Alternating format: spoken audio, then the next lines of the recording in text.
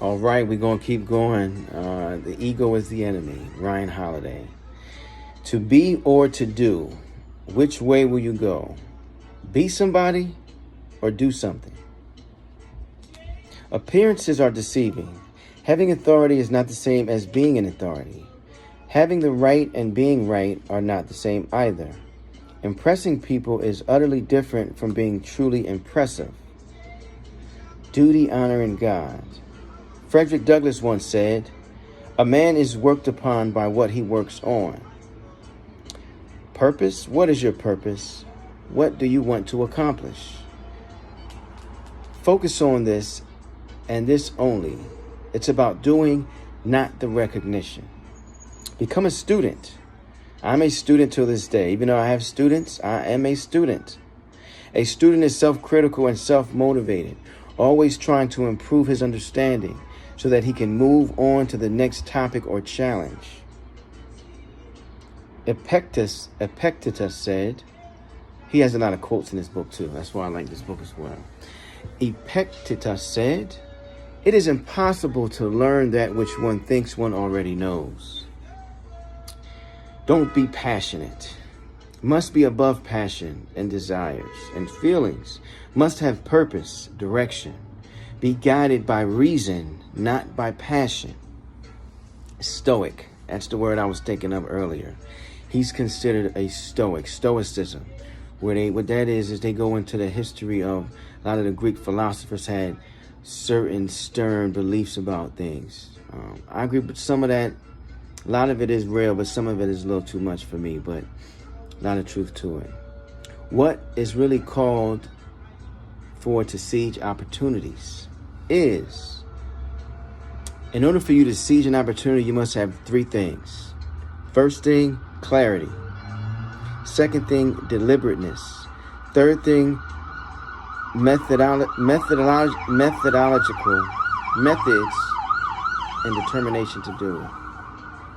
Clarity, deliberateness, and then a method to carry it out. Those are the three things to take advantage of an opportunity. Passion typically masks a weakness. Its breathlessness and impetuousness and franticness are poor substitutes for discipline, mastery, strength, purpose, and perseverance. Once again, not the surface. Passion is more about the surface. There's a passion paradox. How can someone be so busy and not accomplish anything?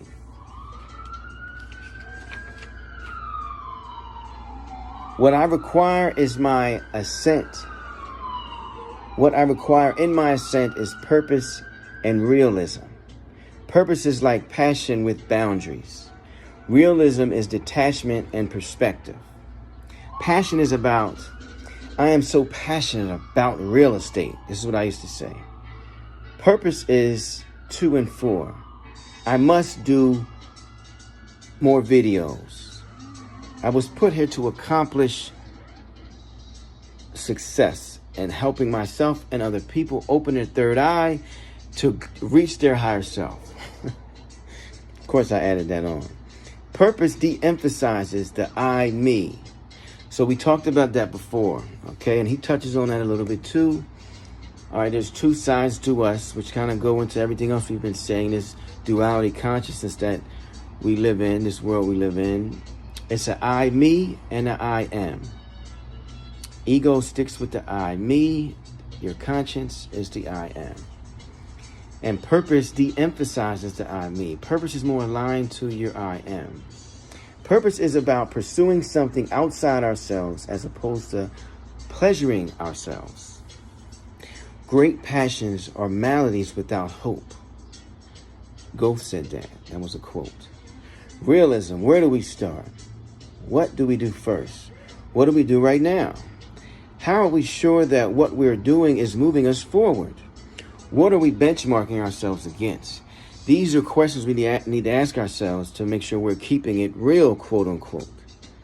What are we doing? A deliberate, purposeful person operates on a different level. Beyond the sway or sickness, they hire professionals and use them. They ask questions. They are asked what could go wrong. They ask for examples. They plan for contingencies. Then they go off to the races. Usually they get started with small steps, complete them, and look for feedback on how the next step can be better. They lock in gains and they get better as they go, often leveraging those gains to grow exponentially rather than arithmetically. That was real right there. I like that. A deliberate, purposeful person asks the right questions, slowly deliberates things, and makes conscious, calculated decisions. Passion is form over function. Purpose is function, function, function. Let's say that again. Once again, I add on to some of this stuff, and most of it's his book, but a lot of it's me. Passion is form over function. Purpose is function, function, function over form. The critical work that must be done will require my deliberation and consideration, not passion.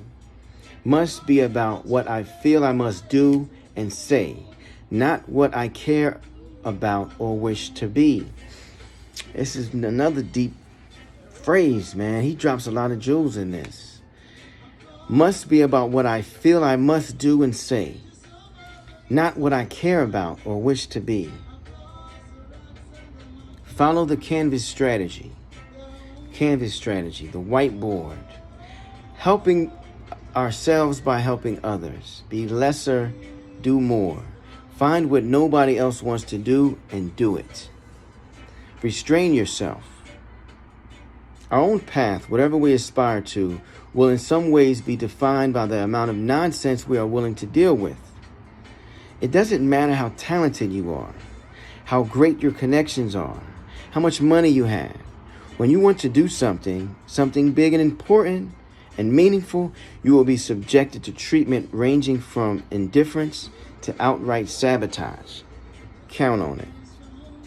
Those who have subdued their ego understand that it doesn't degrade you when others treat you poorly. It degrades them.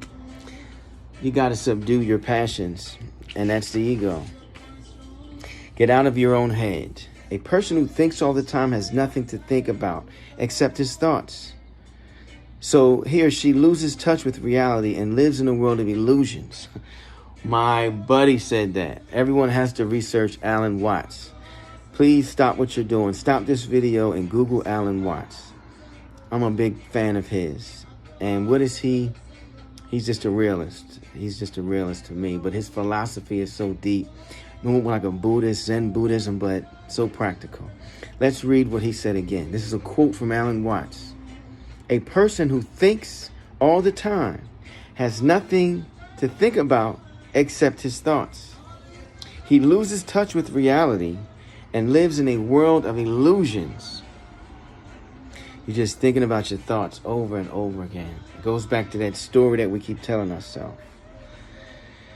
The danger of early pride.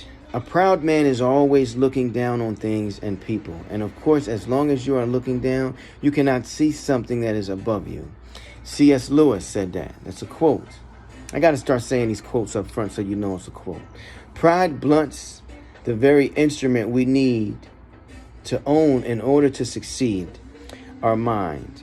Our ability to learn, to adapt, to be flexible, to build relationships. All of this is dulled and dumbed down by pride. Don't count your chickens before they hatch. Don't cook the sauce before catching the fish. Don't cook the sauce before catching the fish. The way to cook a rabbit is to first catch a rabbit.